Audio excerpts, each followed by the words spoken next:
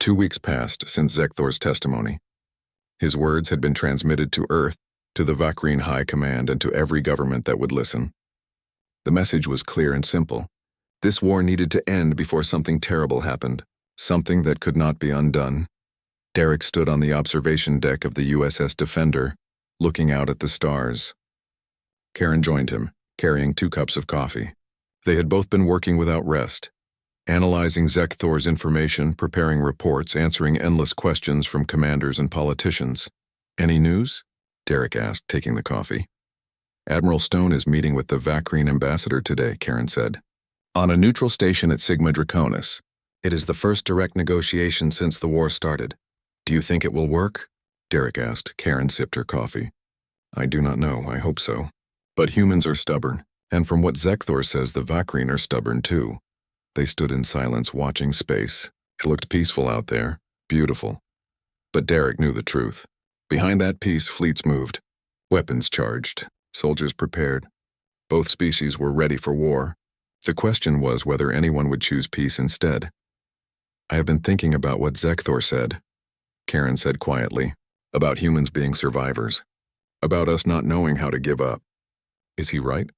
Are we really that dangerous?" Derek thought about his own life. His grandfather fought in the Second World War.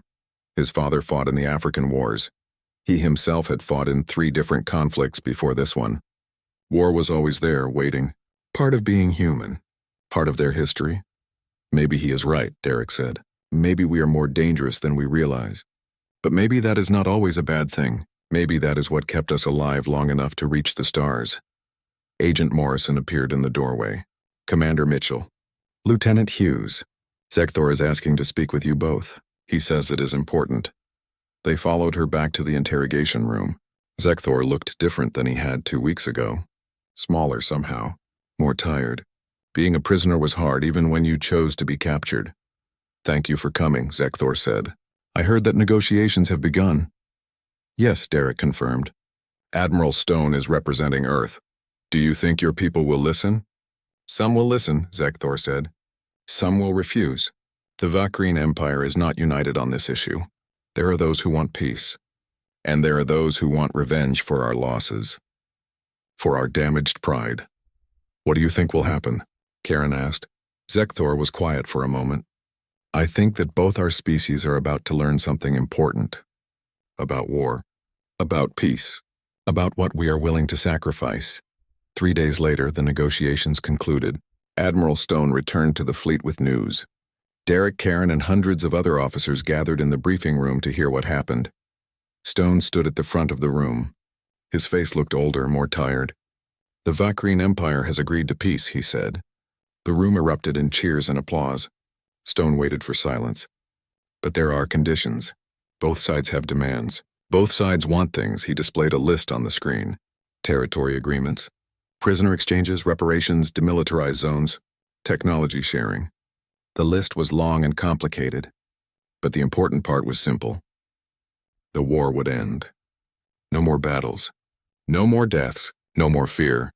"The Vakrine ambassador made a statement," Stone continued. "He said that the Vakrine Empire underestimated humanity, that they did not understand what they were fighting. That continued war would benefit no one." Stone paused, and then he said something else. "Something I want all of you to hear." The screen changed. A video played. A Vakrine stood in a formal chamber. He looked similar to Zekthor, but older and wearing elaborate robes. His translated words came through speakers. "We, the Vakrine Empire, acknowledge that we made an error. We attacked a species that we did not understand. We brought war to a people who know war better than we do. We thought that superior technology and numbers would bring victory. We were wrong. Humanity proved to be a formidable opponent. More than that, humanity proved to be a species that refuses to accept defeat. We could destroy 1,000 human ships and they would build 1,000 more. We could kill 1,000,000 humans and the rest would fight harder. We could burn their colonies and they would seek revenge. There is no scenario where the Vakrine Empire wins this war. There is only the question of how much both sides will lose before accepting this truth. Therefore, we choose peace, not because we are weak, but because we are wise enough to recognize an unwinnable war." The video ended. The room was silent. Then someone started clapping, then another person, then everyone. Derek found himself clapping too. They had won, not through destruction, but through endurance, just like Zekthor had said, but Stone raised his hand for silence. There is more. As part of the peace agreement, the Vakreen have requested that Zekthor be granted asylum on a human world. They consider him a traitor and will execute him if he returns, but they also acknowledge that he helped prevent a greater catastrophe. Earth's government has agreed. Derek felt relieved. Zekthor deserved to live. He had risked everything to tell the truth. To save both species from destroying each other, Admiral Stone delivered his final message. I want to make something clear to all of you. This peace is not weakness. This peace is strength. We fought hard. We suffered losses. We proved ourselves. And now we are strong enough to choose peace, because that is what survivors do. They survive, not by fighting every battle, but by knowing which battles to fight and which to end. Later that day, Derek and Karen visited Zekthor one final time. He would be transferred to a civilian transport tomorrow, taken to a colony world called New Haven where he would live under human protection. You did it, Derek said. You stopped the war. We did it, Zekthor corrected. You listened. Your admiral acted. Your government chose wisely. I only provided information. You provided more than that, Karen said. You provided hope. You showed us that even enemies can become allies, that even in war there can be understanding. Zekthor stood up. His restraints had been removed. He was no longer a prisoner. I must ask you something. A favor. What is it? Derek asked. When you write the history of this war, when you tell future generations what happened, please tell them the truth. Tell them that the war ended, not because one side won, but because both sides were smart enough to stop. Tell them that sometimes the greatest victory is choosing not to fight. Derek nodded. We will tell them. 6 months later, Derek stood in a park on New Haven Colony. The sun was warm. Children played nearby. Life had returned to normal, or as normal as life could be after a war. He had come here on leave, wanting to see how Zekthor was doing. He found the alien sitting on a bench watching the children play. Zekthor looked different now, healthier, more at peace. Derek sat down beside him. How are you adjusting? Derek asked. It is strange, Zekthor said, living among former enemies. But humans have been kind. They are curious about me, but respectful. Some fear me, but most are simply interested. They sat in silence for a while. Then a small human child, maybe 8 years old, approached them. She had blonde hair and bright blue eyes. She looked at Zekthor with innocent curiosity. Are you an alien? She asked. Yes, Zekthor said gently. I am from a different world. Were you in the war? She asked. Yes, Zekthor said. I was. The girl thought about this. My dad says the war is over now. He says we are friends now. Your dad is right, Zekthor said. The war is over. We are at peace. The girl smiled. She was holding a flower she had picked. She offered it to Zekthor. This is for you. Welcome to our planet. Zekthor took the flower carefully. His alien hands were gentle as he held it. Thank you, he said. His voice sounded thick with emotion. The girl ran back to her parents, who waved apologetically. Zekthor watched her go, still holding the flower. Are you all right? Derek asked. I was thinking about what that Vakreen ambassador said, Zekthor replied, about humans refusing to accept defeat, about you being unbeatable. But I do not think that is the full truth. What do you mean? Derek asked. The real reason humans are dangerous is not because you do not know how to lose, Zekthor said. It is because you know how to forgive. Look at this colony. Look at these people. 6 months ago, we were trying to kill each other. Now a child gives me a flower. Now I live in peace among my former enemies. What other species could do this? What other species could fight so hard and then forgive so quickly? Derek had not thought about it that way. But Zekthor was right. Humans had a capacity for violence, yes, but they also had a capacity for mercy, for compassion, for moving forward. That is what truly terrifies me, Zekthor continued. Not your ability to fight, your ability to forgive, because it means you can fight any war, suffer any loss, and still build a better future afterwards. You do not let hate consume you forever. You fight when you must, but you live when you can. Is that a bad thing? Derek asked. No, Zekthor said, looking at the flower. It is the most beautiful thing I have ever seen. And it is the most frightening. Because it means humans will inherit the galaxy, not through conquest, through survival, through adaptation, through this impossible combination of violence and mercy. Derek watched the children playing, human children and a few young Vakreen who had come to. Agent Morrison left the interrogation room quickly. She needed to send Zekthor's warning to Earth immediately. The information about planet-destroying weapons, about the attack on Earth, it could not wait.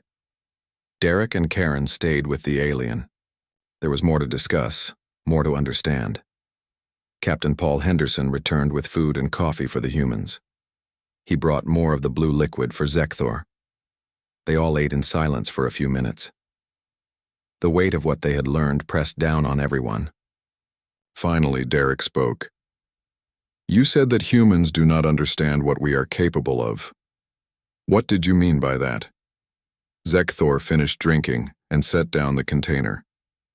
You think your capacity for violence is a flaw, something to be ashamed of, something to overcome. You teach your children that war is bad, that fighting is wrong, that peace is always better.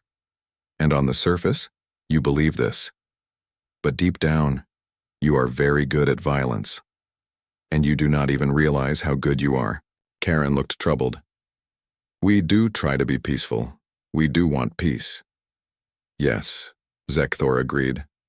And that makes you more dangerous, not less. Because you are not a warrior species. You do not seek war. You do not want war.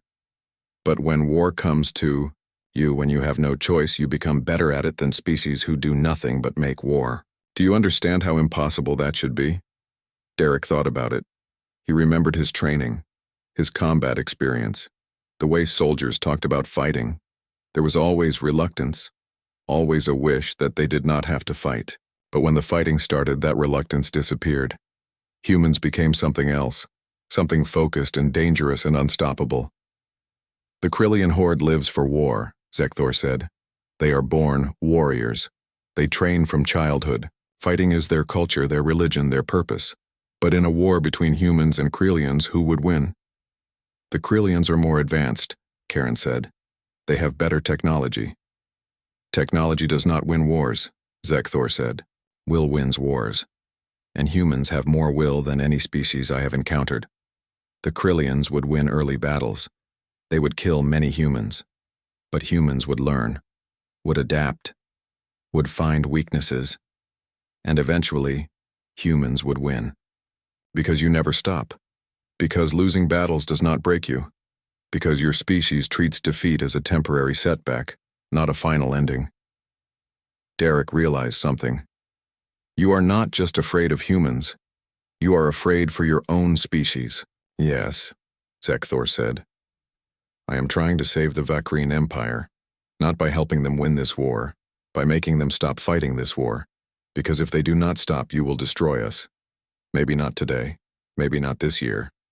But eventually, you will hunt us across the stars until we are gone. The door opened. Agent Morrison returned with another person, a man in an admiral's uniform. Derek recognized him immediately. Admiral Victor Stone, commander of the Third Fleet, one of the highest-ranking officers in human space forces.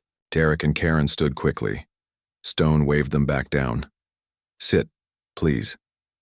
Stone pulled up a chair and sat across from Zekthor. The admiral was old, maybe 60, with white hair and a face marked by decades of command. I have been listening to your testimony from my ship. I wanted to meet you in person. Zekthor studied the admiral. You are important among your people. I command fleets, Stone said. I make decisions about war and peace, and right now, I need to decide what to do with you, with your information, with this war. What do you want to know? Zekthor asked. Stone leaned back in his chair. I want to know if you are telling the truth. I want to know if this is some kind of trick, and I want to know what you think should happen next. I am telling the truth, Zekthor said. I gain nothing by lying. My people want me dead for defecting. Your people could kill me any time. I am only alive because I have information you need. The information about the planet destroyers, Stone said. We are taking that seriously. We are moving defense platforms, preparing evacuation plans, readying countermeasures. If your people attack Earth, we will be ready. You cannot be ready, Zekthor said. Planet destroyers are not like normal weapons. They do not attack cities or military bases. They attack the planet itself. They cause earthquakes, tsunamis, volcanic eruptions. Even if you evacuate, billions will die. Karen looked horrified. Derek felt sick. Stone's face remained calm, but his hands tightened on the arms of his chair. Then we need to stop the attack before it happens, Stone said. We need to find those weapons and destroy them. That is one option, Zekthor said. But there is another option. Better option. What option? Stone asked. Make peace, Zekthor said. Not just a ceasefire, not just a temporary agreement. Real peace, permanent peace. Make my leaders understand that they cannot win this war. Make them accept that attacking Earth will only doom the Vakreen Empire. Stone was quiet for a long moment. Outside, through the window, stars shone in the darkness. Somewhere out there, weapons were being prepared. Armies were gathering. Ships were moving into position. The galaxy held its breath, waiting to see what would happen next. I am not authorized to negotiate peace, Stone finally said. That decision comes from Earth, from the government, from people much more important than me. But you can recommend it, Zekthor said. You can tell them what I told you. You can make them understand. Stone looked at Derek. Commander Mitchell, you have been with this prisoner for hours. What do you think? Is he telling the truth? Derek thought carefully before answering. I think he believes he is telling the truth. I think he is genuinely trying to prevent something terrible. But I also think we need to be careful. His people might be using him without his knowledge. This could still be some kind of plan. I thought of that, Zekthor said. I thought maybe my escape was allowed. Maybe my capture was planned. Maybe everything I am telling you is what they want me to tell you. But then I realized something. It does not matter. What do you mean? Karen asked.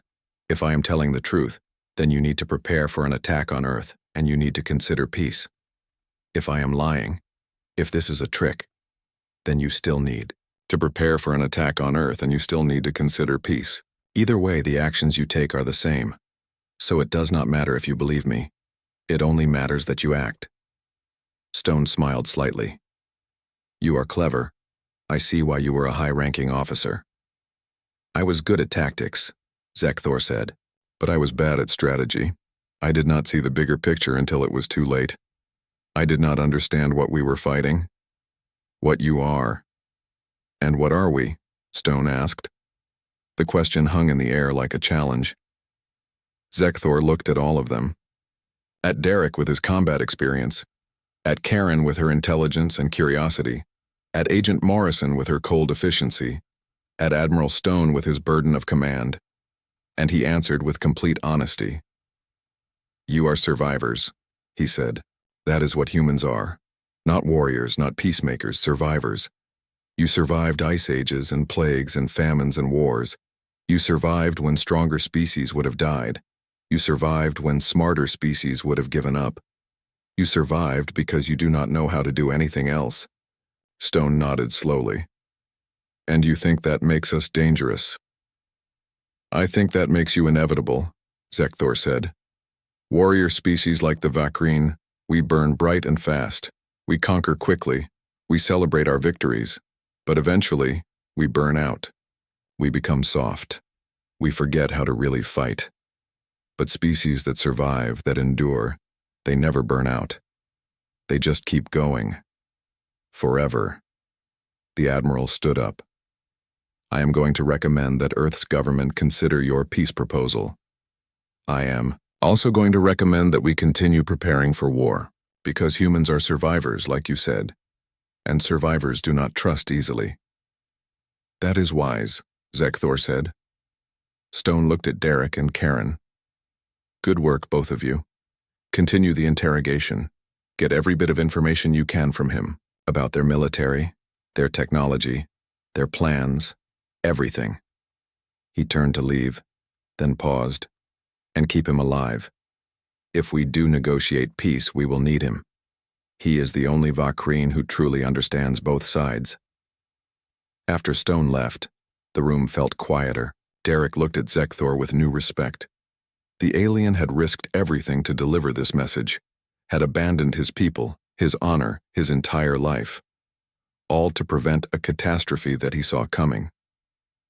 "There is one more thing I need to tell you," Zekthor said. "Something personal. Something that might help you understand why I'm really here." "What is it?" Karen asked. "I have offspring," Zekthor said. 3 of them. Young. They are on the Vakreen homeworld with their mother. I will never see them again. I am a traitor now. If I return, I will be executed. My family will be shamed." Derek felt a sudden connection to this alien. He had left behind everything for what he believed was right. That took courage. Real courage. "I did not do this for abstract reasons," Zekthor continued. "I did not do this for philosophy or strategy.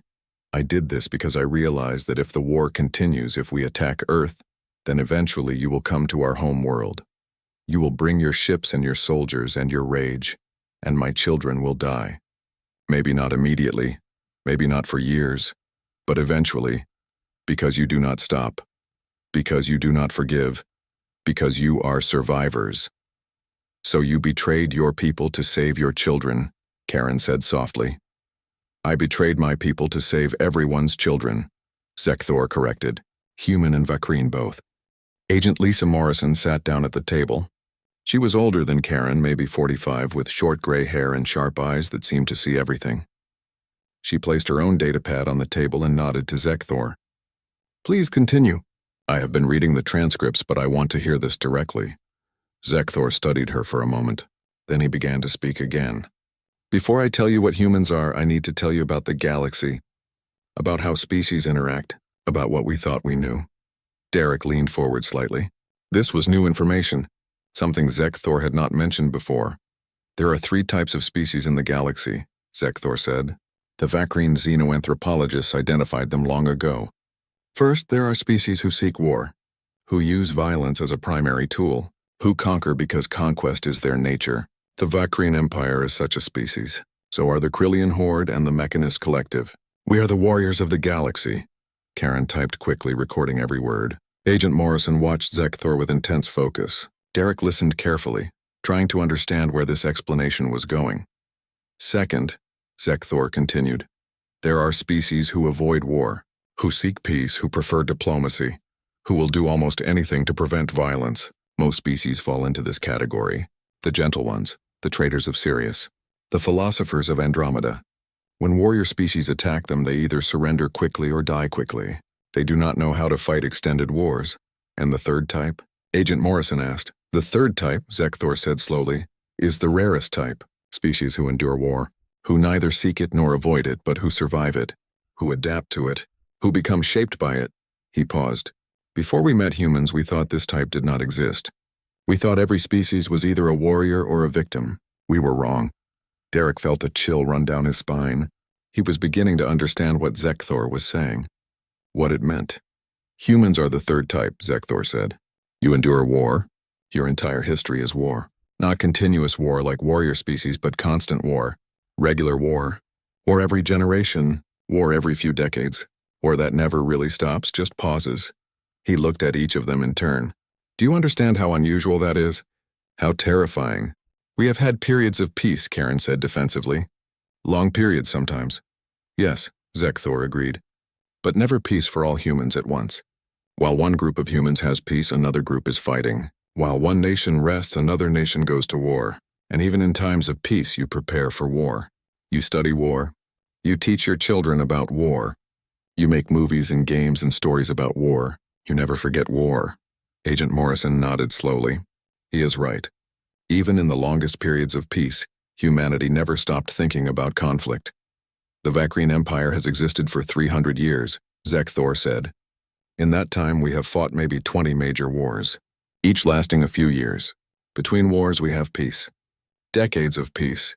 We rest, we recover. We forget what war really feels like." He leaned forward. "Humans have existed for thousands of years. How many wars have you fought? No one answered, because the answer was too large to count. Thousands of wars, tens of thousands, maybe hundreds of thousands if you counted every conflict, every battle, every fight between groups of humans. Your species never rested, Zekthor said. Never recovered. Never forgot. Every generation of humans learned war from the generation before. Every child grew up hearing stories of battles and heroes and sacrifices. War is in your culture, in your language, in your blood. Derek thought about his own childhood.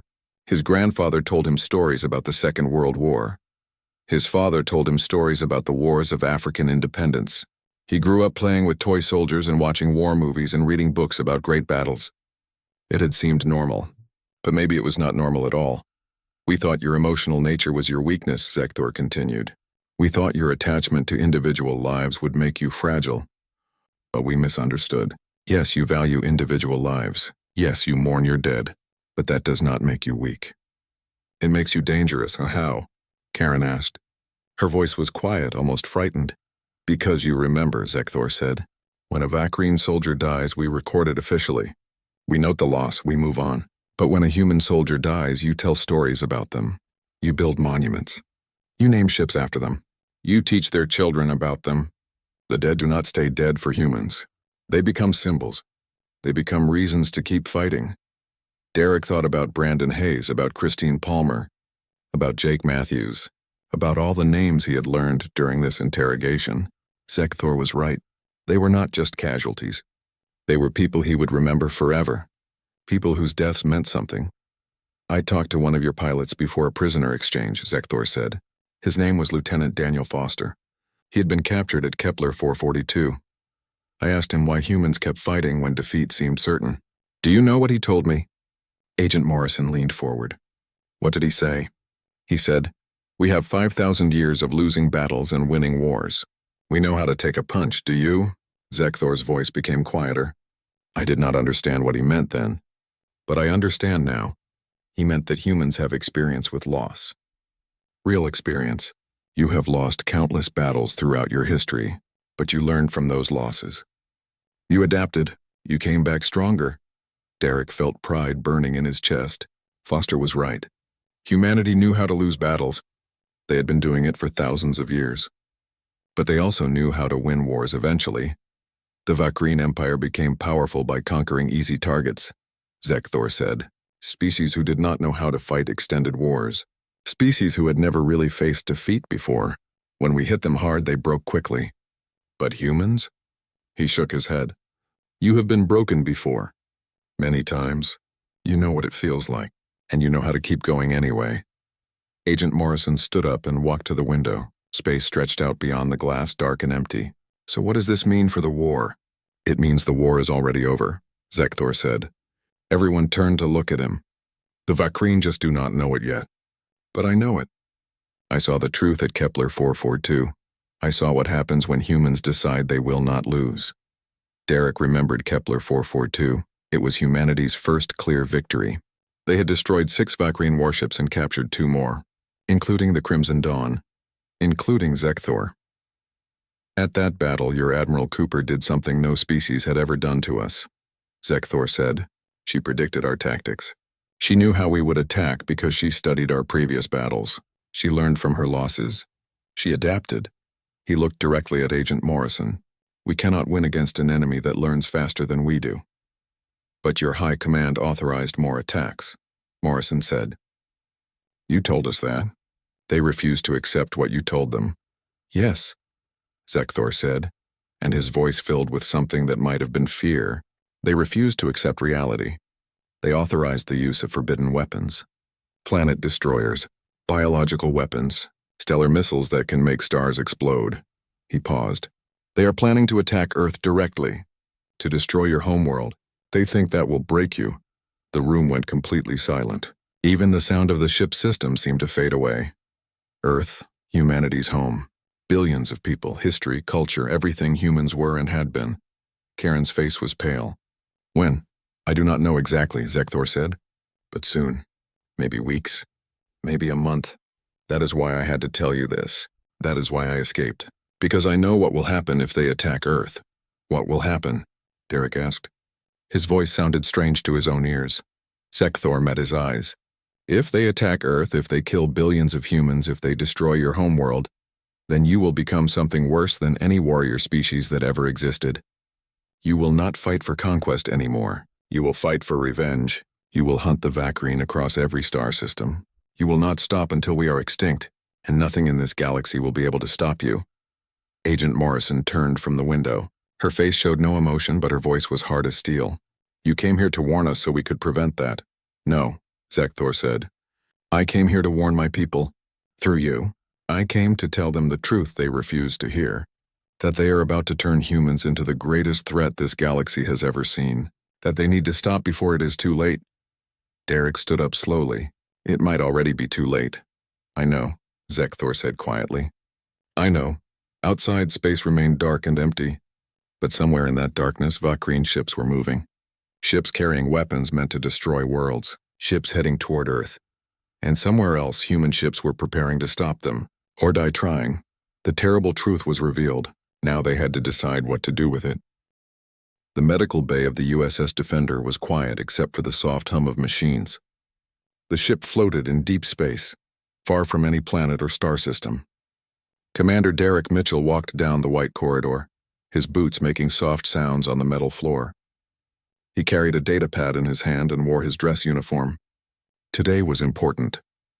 3 months had passed since the Battle of Kepler 442. That battle changed everything. The humans won, but the cost was high. Many ships were destroyed. Many soldiers died, and now they had something unexpected. They had a prisoner from the Vakreen Empire. Derek stopped in front of a heavy door. 2 guards stood on either side, holding rifles. They nodded to him and stepped aside. The door slid open with a hiss. Inside the room, the air felt colder. The lights were bright, making everything look sharp and clear. In the center of the room sat the alien. His name was difficult to say in human language, so they called him Zekthor. He was tall, even sitting down. His skin was gray with blue marks that looked like tattoos. His eyes were large and black with no white parts at all. His hands were bound to the table with metal restraints, but he did not struggle. He simply sat and watched. Lieutenant Karen Hughes was already in the room. She was young, maybe 30 years old, with red hair tied back in a tight bun. She specialized in alien languages and had spent weeks trying to communicate with Zekthor. Today, finally, she succeeded. Derek sat down across from the alien. Karen sat beside him, her own datapad ready. For a long moment, nobody spoke. Zekthor stared at Derek with those black eyes. Derek stared back. He had seen combat. He had seen friends die. He would not look away first. Finally, Zekthor spoke. His voice was strange, like wind moving through metal pipes. The translator device on the table picked up his words and changed them into English. The mechanical voice said, "You do not know what you are." Derek frowned. "Explain." Zekthor leaned forward as much as his restraints allowed. "My people made a mistake. A terrible mistake. We thought we knew what humans were. We studied your world. We watched your cities. We read your history files. We thought we understood."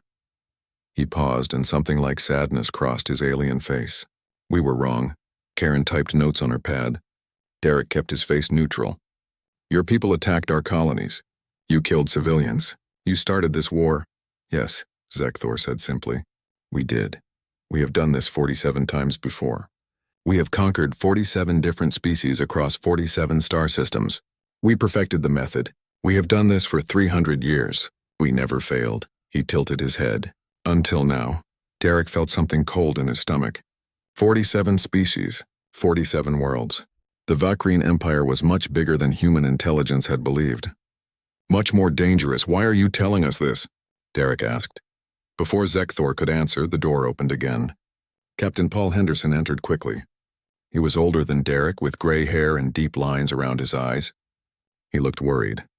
"Commander, we have a situation." Derek stood. "What is it?" Paul handed him a datapad. "The Vakreen fleet sent a message. They want him back." He pointed at Zekthor. "They are giving us 24 hours. If we do not release him, they will destroy this ship." Karen looked frightened. Derek read the message carefully.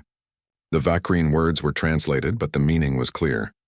"Return the prisoner or die. Simple, direct, final." Derek looked at Zekthor.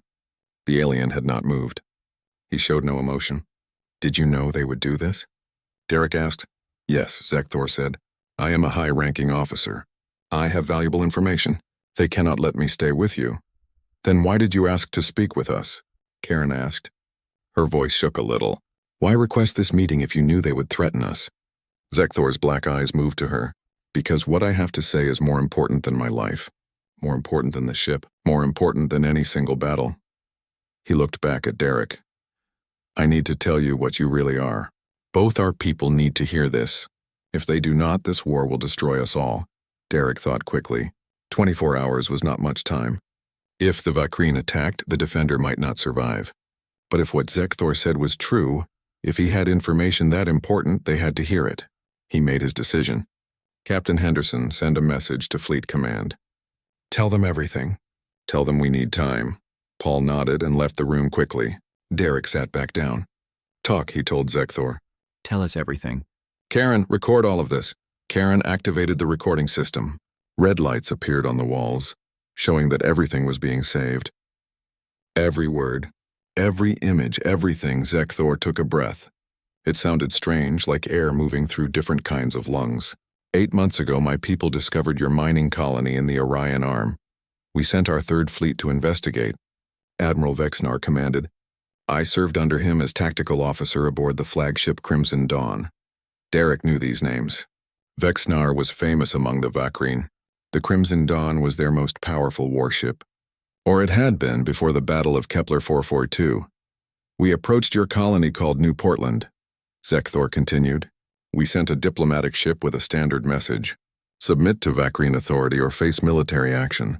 Every species receives this message. Most submit. Some fight for a while, then submit. A few fight until they are destroyed. We did not care which choice you made. The result is always the same.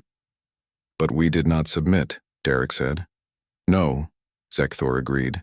Your colony administrator, Peter Grant, asked for 72 hours to contact your homeworld. We agreed, this is standard. We are not monsters. We give chances. His voice became quieter. At least we thought we were not monsters. Now I'm not sure what we are. Karen stopped typing and looked at him. What changed your mind? Zekthor was quiet for a moment. When he spoke again, his voice sounded different. Sadder, more tired. What happened at New Portland? What happened at Franklin's Hope? What happened at Kepler 442? What I saw you do. What I saw you become. He looked directly at Derek. We thought you were like other species. We thought you would break. We thought wrong. The room was silent except for the hum of machines. Derek felt his heart beating faster. He knew what came next in this story. He had been there. He had fought in those battles. He had seen good people die. But hearing it from the enemy's perspective, that would be different. That would be new. Tell us, Derek said quietly. Tell us everything. And Zekthor began to speak. Zekthor's black eyes seemed to look past Derek and Karen into some distant memory. His voice, translated by the machine, continued its strange mechanical tone. But somehow the words carried weight. They carried pain. When the 72 hours ended, your administrator, Peter Grant, sent us a message. He said no. Just that one word. No, we would not submit. We would not join the Vakreen Empire. We would not surrender our colony. Zekthor shifted in his restraints. Admiral Vexnar was not surprised. Some species say no. It never matters in the end. Karen kept typing, her fingers moving fast across the data pad. Derek sat perfectly still, listening. He had read the reports about New Portland, but reports were just words on screens. This was different. This was the enemy's view of what happened. The Admiral ordered a precision strike, Zekthor said. We targeted your defensive installations, your shield generators, your weapon platforms. We are very good at this. We have done it hundreds of times. The strikes were perfect. Your defenses fell in less than an hour. We expected you to surrender then. Every other species does. When their shields are gone and their weapons are destroyed, they realize they cannot win. They choose to live instead of die. But we did not surrender, Derek said. It was not a question. No, Zekthor said. You did not. Admiral Vexnar was confused but not worried. Sometimes species need more convincing. He sent landing forces. 300 soldiers in full combat armor with the best weapons in the galaxy. They landed near your main settlement. They expected maybe some small resistance. A few soldiers with rifles. Nothing serious. Zekthor stopped talking. He looked down at his bound hands. When he spoke again, his voice was even quieter. Only 47 soldiers came back. Out of 347, Karen stopped typing. What happened to them? You happened, Zekthor said, looking up at her. Your Colonel Jake Matthews happened. He commanded maybe 100 human Marines. They had basic weapons, old equipment, no heavy armor, no air support, nothing special. But they did not surrender when the shields fell. They did not run when the landing ships arrived. They fought. Derek remembered Jake Matthews. Everyone in the military knew his name now. He was a hero. He died 2 months ago at the Battle of Arcturus Junction, taking out a Vacrine carrier with his damaged fighter. They gave him the Medal of Honor. They gave it to his widow and his 2 young sons. Your soldiers fought differently than anyone we had seen before, Zekthor continued. When we destroyed their positions, they fell back and built new ones. When we took their weapons, they used rocks and metal bars in their bare hands. When we surrounded them, they fought harder instead of surrendering. And when they had no chance to win, they called artillery down on their own positions, killing themselves and my soldiers together. The room was very quiet. Derek could hear his own breathing. He could hear Karen's fingers had stopped moving on her pad. He could hear the soft sounds of the ship's systems through the walls. Colonel Matthews sent a message to our fleet, Zekthor said. Just 5 words. You have made a mistake. Then he killed 17 more of my soldiers before he finally died. It took 3 direct hits from plasma weapons to stop him. He kept fighting even when he was dying. Karen looked like she might cry. Derek kept his face hard, but inside he felt something burning. Pride, anger, sadness, all mixed together. What did Admiral Vexnar do then? Derek asked. He called for reinforcements, Zekthor said. He sent reports to High Command. He told them that humans were more difficult than expected, that we needed more ships, more soldiers. High Command was not happy. They do not like when conquests take too long. But they agreed. They sent the 5th Fleet and the 9th Fleet to join us. 60 warships total, against your 12. Derek knew these numbers. The Battle of Franklin's Hope. 2nd worst defeat in human history. They lost 8 ships. Thousands of people died. But they held the colony. They did not let the Vacrine take it. I was assigned to the Crimson Dawn for that battle, Zekthor said. It was an honor. The flagship of Admiral Vexnar. I was proud to serve there. I believed in the Empire. I believed we were bringing order to the galaxy. I believed we were right, he paused. I do not believe that anymore. Why? Karen asked softly. What changed? Zekthor looked at her with those endless black eyes. I saw what you did at Franklin's Hope. I saw your Admiral Lisa Cooper divide her small fleet into even smaller groups. Suicide tactics, we thought. No commander would do that. It would be throwing away lives for nothing. But she did it anyway. And it worked? Derek nodded slowly. Admiral Cooper was brilliant. She was also ruthless when she needed to be. She understood something important. Sometimes you had to risk everything to win anything. Your ships attacked from 6 different directions at once, Zekthor continued. We had to split our forces. We had to divide our attention. And while we were dealing with these small groups, your main force hit our supply ships. You destroyed our ammunition carriers, our fuel tankers, our repair vessels. In one attack, you cut our ability to fight by half. We still lost more ships than you did, Derek said. Yes, Zekthor agreed. You lost 8 ships. We lost 3. But your 8 ships took 600 of my people with them. Our 3 ships took 2,000 of your people. The mathematics seemed to favor us. But there was something we did not understand then. He leaned forward. You had more people willing to die than we had people willing to kill. Karen looked confused.